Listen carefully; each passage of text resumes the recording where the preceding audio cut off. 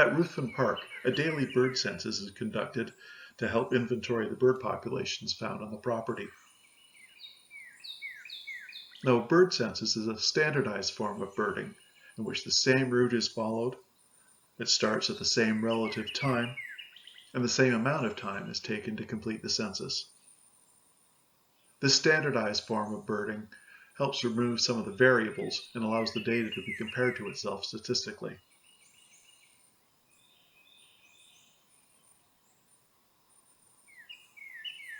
At Ruthven Park, census commences an hour after dawn. This encompasses the period when birds are most active and therefore easier to encounter.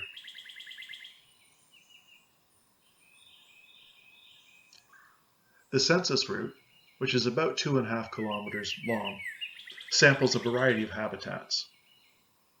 It goes through riparian habitat, slough forest, field, and the formal grounds of the mansion.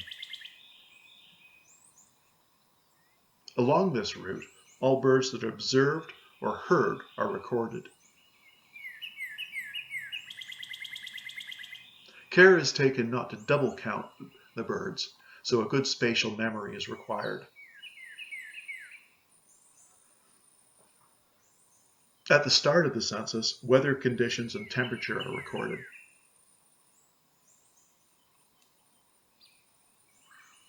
At the end, numbers are tallied up, the species are recorded, and the data is entered into a master list.